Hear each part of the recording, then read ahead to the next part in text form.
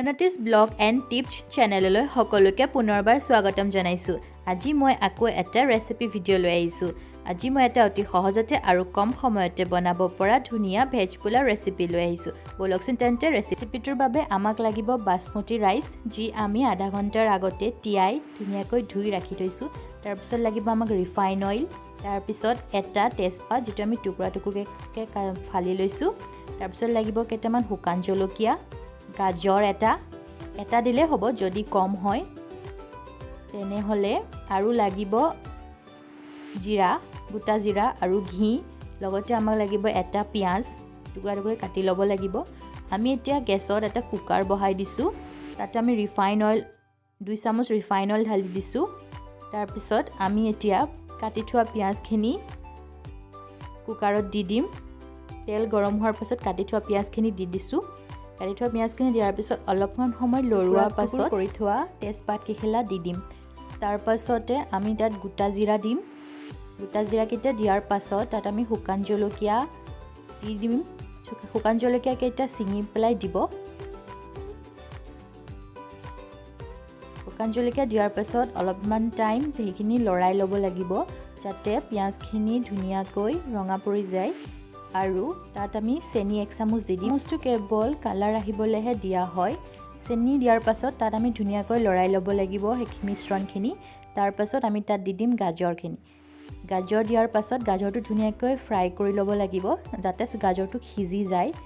গাজৰটো সিজালৈকে fry কৰিলে হৈছে। তাৰপিছত তাত আমি ড্ৰাই ফ্ৰুটছ, খিচমিচ, কাজু দি দিব। তাৰপাছত ঘি 2 চামুচ মই দিছোঁ। আপোনালোকে যদি বেছিকৈ ঘি খায় তেনেহ'লে বেছিকৈ দিব পাৰে। তাৰপিছত আমি যি চাউলখিনি আছিলে চাউলখিনি তাত দি দিছোঁ। চাউলখিনি দিয়াৰ পাছত চাউলখিনি ফ্ৰাই কৰি ল'ব অলপ টাইম।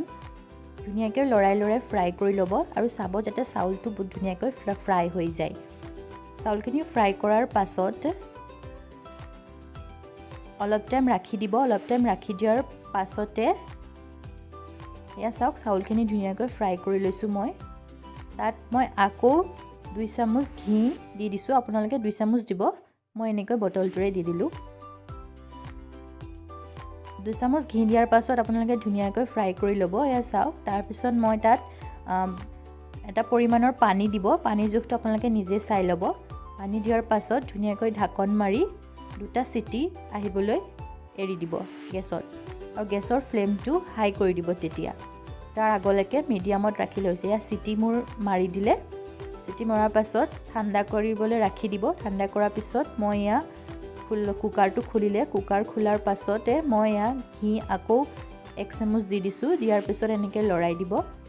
এনেকৈ লৰাই দিলে আচলতে বহুত ধুনীয়া হয় পোলাওটো খাবলৈ। এয়া লৰাই দিছোঁ মই। এয়া মোৰ পোলাও ছাৰ্ভ কৰিবলৈ ৰেডি হৈ গ'ল। আপোনালোকে যদি মোৰ ভিডিঅ'টো চাই ভাল পালে তেনেহ'লে আপোনালোকেও এবাৰ ট্ৰাই কৰি চাবচোন ৰেচিপিটো। আৰু যদিহে আপোনালোকে মোৰ ভিডিঅ'টো চাই ভাল পালে তেন্তে মোৰ ভিডিঅ'টো লাইক আৰু শ্বেয়াৰ কৰি দিব আৰু লগতে মোৰ চেনেলটো ছাবস্ক্ৰাইব কৰি দিব। তেন্তে আজিলৈ আহোঁ, আকৌ এটা নতুন ভিডিঅ'লৈ মই আপোনালোকৰ ওচৰলৈ আহিম। ধন্যবাদ।